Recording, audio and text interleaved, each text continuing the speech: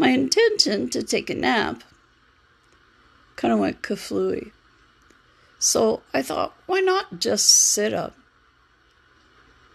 and have a conversation with those people that need to hear this? So let's have a talk, you and me, okay? I think that you have been starting to realize this. But I'll fill in the blanks for you in case there are still some gaps. You took on a very daunting task when you asked to learn the lesson of your worthiness. You stacked the odds against you with the parents that you chose, or caregivers as it applies. You wanted to be rejected over and over. Some of you also decided to have a parent abandon you, either emotionally abandon you or actually leave the house, depart from your life in some way, so that you could then conclude it must have had something to do with you. Something wrong with you. And in some cases, there was the remaining parent telling you it was your fault. Let's talk about that parent. You were made to feel over and over that anything that went wrong was because there was something wrong with you. And again, you may be starting to realize this, but this isn't an easy one because we got the inner child involved on this one who doesn't want to believe that a parent would ever do that to a child they loved. We're not going to go into that capability to love part from the parent, though, because your inner child has enough to deal with right now without suggesting that maybe love wasn't even part of it. Yes, it's a daunting lesson to tackle. Yes, probably the hardest thing you'll have to do. Because you did set yourself up for a hell of a lot of work with the way your life has played out. And I know it's no comfort to know that we choose these lessons and we choose how hard they're going to be, and that some of us may have been overachievers. But some of us are. Or maybe some of us just are a little bit lazy and thought that we'd lay it on really thick for one life so we didn't have to stretch it over 3 or 4. I don't know.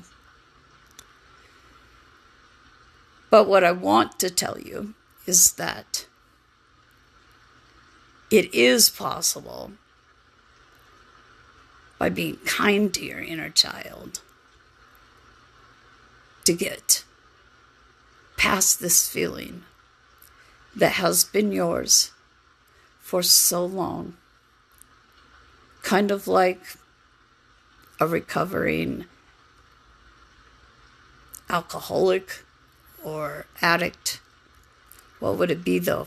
A recovering self-hater, maybe. I've been here. I've done the work. And although I'm not totally recovered, I do know I'm worthy at this point. But for most of my life, I didn't believe I was. You set yourself up with parents or a parent that made sure you knew every time something went wrong, like I said before, it was because of something wrong with you. But you also, many of you, set yourself up for gaslighting because the parent would, I'm not sure how to describe what this is. The parent would vacillate from one extreme to the other. So Sometimes they would just lay it on thick and be slobbering all over you and telling you how much they love you and how they'd do anything for you. You know, what's that kid's book? I'll love you to the moon and back. You know, utter devotion. They would make you so confused because in the next minute they would be telling you you had done something wrong or you were a bad kid, after just telling you how much they loved you. And so you started to think, oh, they love me, so they're just trying to help me see. No, see, I can't even put logic into that. They love me, so they did their best to undermine any confidence and self-esteem I had in myself. See, I don't know, as a semi-healed, at least adult, how a kid would justify that. Kids just do. They just love. Kids just love. They trust. They believe what their parents say. Maybe I should have been a little more alert before I started this. Oh, I just had the teenage boy voice. You got so much contradiction from the parent or parents that you didn't know which way was up. But always it was intended to make you doubt yourself and your worth. And then, after you left the house, as we do, you picked people, friends, lovers, bosses. You picked people to populate your life who would treat you the same way, because that was love, right? Remember, when you were young, you made the connection that this kind of treatment is love. And I might say that yet another time, because I don't want you telling yourself that you were gullible or naive. Of course you were. You were a kid. Kids are supposed to be naive, innocent, trusting. They're pure. And see, that's the thing. You don't think you're pure anymore. You still have that pure, loving, trusting heart. But now you've brought so much mistreatment into your life over the years, you can't access it. You have something going on in your life right now. I don't know what's going on with my voice. Maybe that's why readers say, oh, my throat chakra, but I don't usually have that experience. You have something in your life or coming up in your life that fits with your pure, loving, trusting heart. And it would be your usual pattern to mess it up if something good was going to be yours, because you still don't believe you're worth having good things. You tell yourself all sorts of mean things, and none of them are true. You just have taken this on from the parent. Now here's where we get to the tricky part, because see, the inner child doesn't want to malign their parent.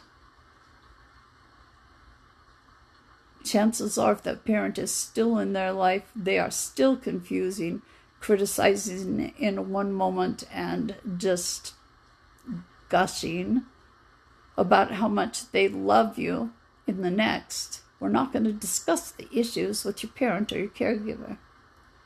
What we need to discuss is you not thinking you're good enough, you not thinking you're worthy of good things, and you making sure that good things don't come your way. Because maybe deep, deep, deep, or maybe just at the surface, you think you're not deserving. You are deserving, but you're going to have to do something really hard to make it sink in. And that is admit that what you were subjected to by the parent or parents was how this belief about yourself formed.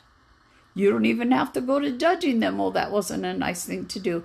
Just acknowledge you didn't come up with this feeling of unworthiness on your own. It is not being disloyal, which is what your inner child is going to think. It is just seeing the truth of a matter. As you're so good at as an adult, usually you can see right through tons of things, right? You just have to help your inner child see that this is not disloyalty. They don't have to quit loving their parent, but they do have to see that they did not come up with this feeling of unworthiness on their own, and that for whatever reason, whether the parent thought they had their best interests at heart or because they had mental illness, we don't even have to go there. The parent put this on that child. You're grown up now, but you still have that inner child who wants to deny that a parent would do that to them when they know how much they have suffered because of this belief about themselves that wasn't true.